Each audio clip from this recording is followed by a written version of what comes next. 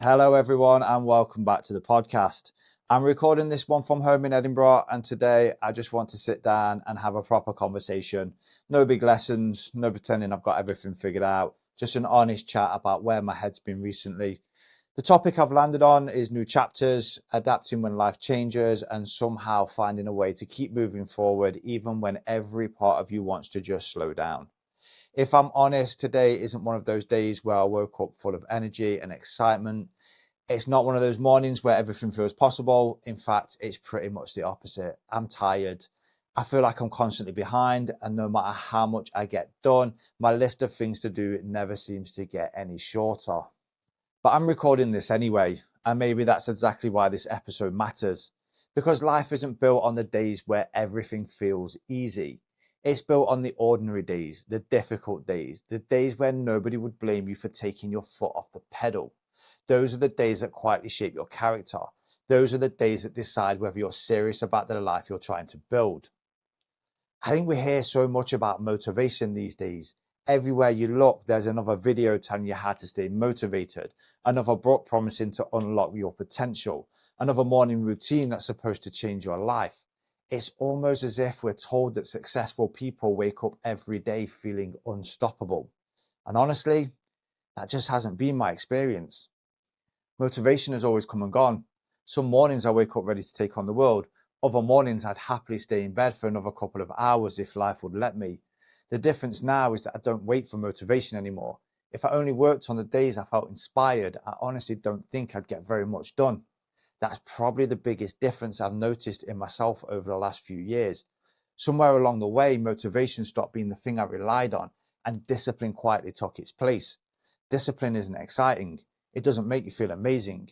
It simply whispers, keep going, even when your emotions are telling you to stop. When people talk about discipline, I think they sometimes imagine huge amounts of sacrifice or incredible acts of determination. For me, discipline usually looks incredibly ordinary. It looks like getting out of bed when I'd rather stay there. It looks like going to work because the bills still need paying. It looks like going to the gym after a long day when the sofa sounds much more appealing. It looks like recording another podcast, editing another video, or planning another project, even when nobody seems to be paying much attention yet. None of those moments feel special while you're living them. Nobody applauds you. Nobody hands you a medal. Most people don't even know they're happening. But I honestly believe those quiet moments matter far more than the exciting ones, because they're the moments your future is actually built on. I've realized something recently that surprised me. I don't actually need motivation anymore. Of course, I'd love to have it. I'd love to wake up every morning full of excitement, full of confidence, and ready to attack the day. But that's just not how life works. Real life is much messier than that. Real life is saying, I'm tired. I can't really be bothered today. I'd rather do something else, and then doing the work anyway. Strangely enough, I've started to find something really satisfying about that. Not because it's enjoyable in the moment, but because every time I do it, I prove something to myself. I prove that my feelings don't get to make every decision. They can have an opinion, but they don't get to hold the steering wheel. One thing that's been on my mind all week is just how tired I've been. Not just physically either, it's more mental than anything else. Sometimes it feels like every hour of the day already belongs to something before I've even woken up. There's work, the gym, creating content, planning future projects, trying to learn new things, trying to improve myself, trying to stay healthy, and somehow still finding time to actually enjoy life. When you put all those things together, it can start to feel like life becomes one long checklist. You finish one task, then immediately remember another five waiting for you. Before you know it, you've been busy all day, but somehow still feel like you've achieved absolutely nothing. I don't think I'm alone in feeling like that. In fact, I'd imagine quite a few people listening know exactly what I mean. You can spend an entire day working hard, taking things off, solving problems, and moving from one job to the next. Yet you climb into bed that night with a strange feeling that you're still falling behind. I've spent a lot of time thinking about why that happens, and I think part of the answer is that the finish line keeps moving.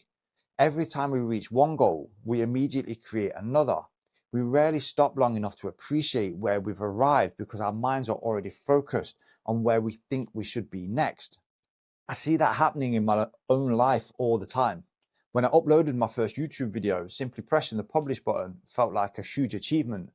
Now, if I upload a video, my mind is already thinking about the next 6. Instead of celebrating what I've finished, I'm worrying about everything that's still waiting for me. It's a strange way to live because no matter how much progress you make, it never feels like enough.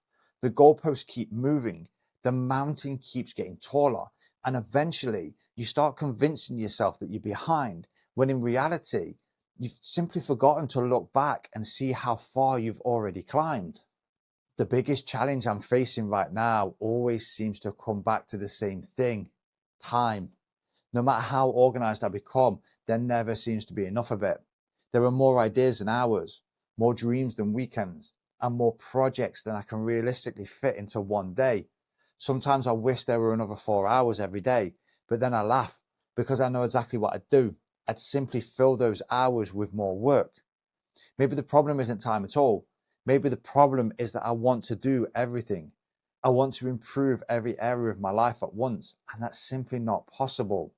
Maybe this new chapter isn't teaching me how to find more time. Maybe it's teaching me how to accept that I can only move one step forward at a time, and that's enough. One thing that's kept me going recently is having something to look forward to. And for me, that's my holidays. It's funny how just having a date in the calendar can completely change the way you feel. Life doesn't suddenly become easier. Work is still there. The projects are still waiting. The to-do list doesn't magically disappear. But knowing there's a break coming somehow makes the difficult days feel a little lighter. It reminds me that life isn't just about working towards the next goal. It's also about making memories along the way. I've realized over the last few years that I don't actually travel to escape my life. I travel because it gives me space to see my life differently. Some of my clearest thoughts have never happened sitting at home. They've happened while walking through a city I've never visited before. They've happened sitting in a cafe, watching the world go by, wandering through streets where nobody knows my name, or standing somewhere completely unfamiliar with no real plan other than to explore. There's something about traveling that slows my mind down. When I'm at home, everything feels urgent. Every notification needs checking. Every email feels important. Every job feels like it has to be finished today. But when I'm somewhere new, life seems to move at a different pace. I notice buildings. I notice people. I notice conversations around me. I notice things I'd probably walk straight past if I was at home. I think that's one reason why I love traveling so much. It reminds me that the world is much bigger than my own little routine. It's easy to get trapped inside your own schedule. Wake up, go to work, go to the gym, create content, eat, sleep, then wake up and do exactly the same thing again tomorrow. There's nothing wrong with routines. In fact, routines are probably one of the reasons I've managed to make progress over the last few years. But every now and then it's healthy to step outside that routine and remind yourself that there's still a huge world waiting to be explored. Sometimes a few days away can change the way you think more than months of staying in the same place. I think that's why this holiday means so much to me. It's not because I need to run away from my life. It's because I want to come back with fresh eyes. Sometimes when you've been staring at the same problems for too long, you stop seeing the solutions. You become so focused on what's in front of you that you forgot to look around. Distance has a funny way of giving you perspective. Problems that felt enormous suddenly seem manageable. Decisions that felt impossible suddenly become obvious. Sometimes all you needed wasn't a better plan. You simply needed a little breathing space. That idea of perspective has made me think a lot about this new chapter I'm in. I don't think my goals have changed very much. I still want the same things. I still want freedom. I still want to build something meaningful. I still want to become the best version of myself that I can. But I think the way I'm trying to get there is starting to change. A few years ago, I probably believed that once I'd made a plan, I had to stick to it no matter what. If something wasn't working, my answer was usually to work harder, push more, force it, keep going until it eventually worked. Now I'm starting to realize that adapting isn't weakness. Sometimes adapting is exactly what allows you to keep moving forward. I think we sometimes confuse determination with stubbornness. They're not the same thing. Determination is staying committed to the destination. Stubbornness is refusing to change the route even when it's clearly blocked. That's a lesson I feel like life has been teaching me recently. Sometimes the plan you've spent months building doesn't work the way you expected. That doesn't mean the dream is over. It just means you need to find another road. The destination can stay exactly the same while the route changes completely. I've had to remind myself of that more than once. It's easy to become emotionally attached to an idea simply because you've invested so much time into it. You tell yourself, this has to work because I've already put so much into it. But life doesn't really care how much time you've already invested. Sometimes the smartest decision is to step sideways instead of trying to force your way forwards. I don't see that as quitting anymore. I see it as adapting. And I think adapting is one of the most underrated skills we can develop. Another thought that's been sitting in my mind this week is success. I keep finding myself saying the same sentence over and over again. I can't stop now. I have to keep moving until I become a success. The interesting thing is, now and then, I stop and ask myself another question. What does success actually mean? And if you'd asked me that question 10 years ago, I probably would have given a completely different answer. I would have talked about money, nice cars, big house, never worrying about bills again. And don't get me wrong, financial freedom is still incredibly important to me. I'd be lying if I said it wasn't. But I've realized that money itself isn't really the dream. Freedom is. Freedom to choose how I spend my day. Freedom to travel when I want to. Freedom to work on projects that genuinely matter to me. Freedom to help people without worrying about whether I can afford to. The older I get, the more I realize that success isn't something you own. It's something you create through the way you live. For me, success would be waking up without feeling trapped, knowing that I built my life instead of simply drifting into it, knowing that I kept the promise I made to myself even when they were difficult to keep. That's why I keep moving. Not because every day is exciting, not because every day is enjoyable, but because every ordinary day is another small step forwards in the life I'm trying to build. When I really think about it, most of life is made up of ordinary days. There aren't many huge breakthroughs. There aren't many dramatic moments where everything changes overnight. Most days are quiet. Most days are repetitive. Most days feel almost forgettable while you're living them. But I think those ordinary days are the ones that matter most.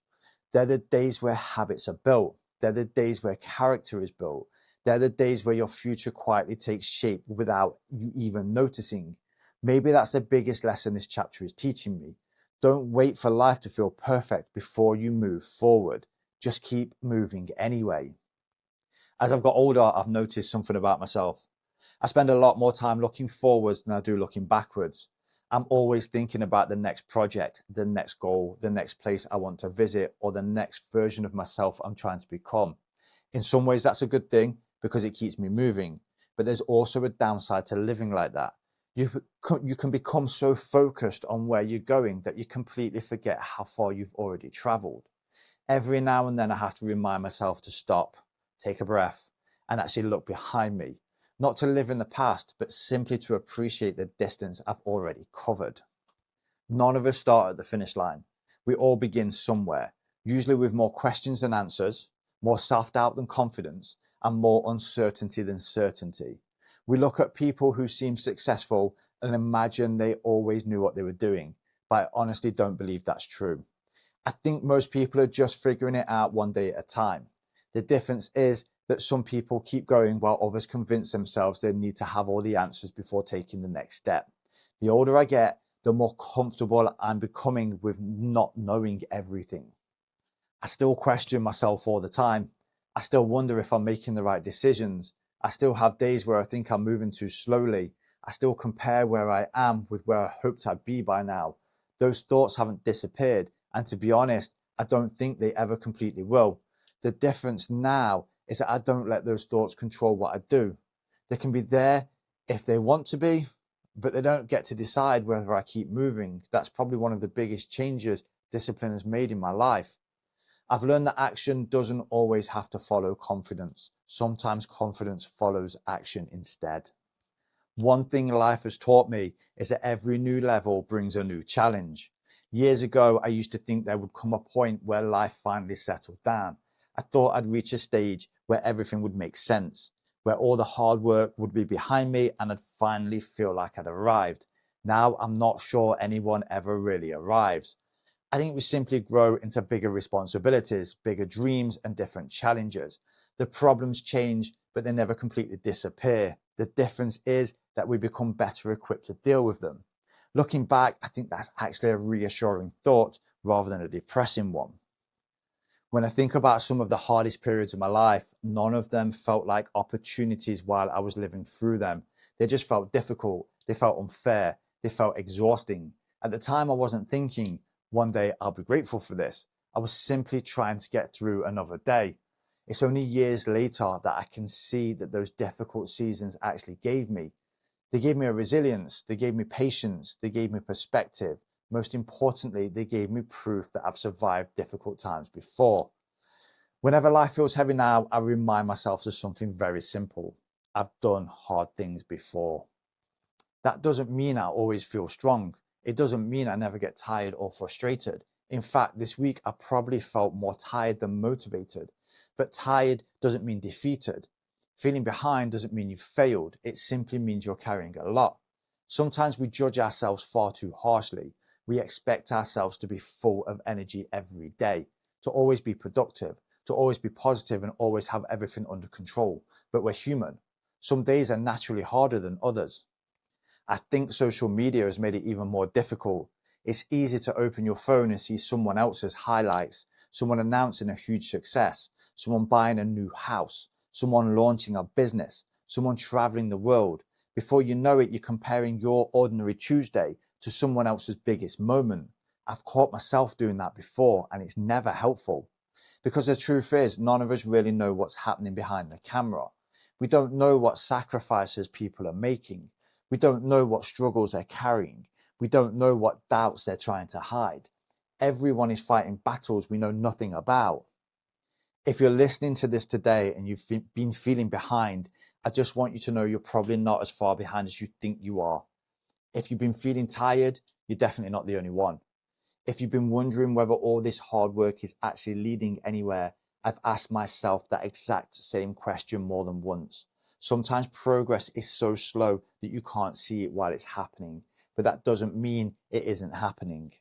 I've realized that most meaningful progress is actually quite boring. It's another workout when nobody feels like exercising. It's another healthy meal instead of another takeaway. It's another hour spent learning something new. It's another early morning, another late night, another small promise you kept to yourself. None of those things seem dramatic on their own, but when you repeat them hundreds of times, they quietly become a completely different life. Maybe that's why I keep coming back to the idea of moving forward, not because every day feels amazing, not because I'm overflowing with motivation, but because standing still has never taken anyone where they wanted to go. Some days your biggest achievement won't be winning. It will simply be refusing to quit. And I honestly think there's a lot of strength in that. As I finish this episode, I keep coming back to one thought. This really is a new chapter for me.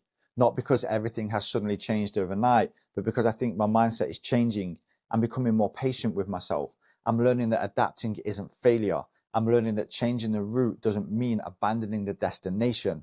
Most of all, I'm learning that success isn't built during the exciting moments. It's built during the quiet ones, the ordinary Tuesdays, the tired mornings, the evenings when you'd rather stop but choose to keep going anyway. So wherever you are today, whether life feels exciting or exhausting, whether you're full of confidence or full of doubt, just keep taking the next step. You don't have to have everything figured out. You don't need the perfect plan. You don't need to feel motivated. You simply need to keep moving, because every step you take today is creating the person you'll become tomorrow. And if there's one thing I'd love you to remember from this episode is this: no matter what's happening in your life, no matter how tired you feel, no matter how many times you've questioned yourself, keep moving forward. Your darkest days don't have to define you. They don't have to be your future, and they certainly don't have to be your last. Thank you so much for spending this time with me. I really appreciate you being here, and I hope you'll join me again for the next episode. Until then, take care of yourself, keep putting one foot in front of the other, and I'll speak to you again very soon.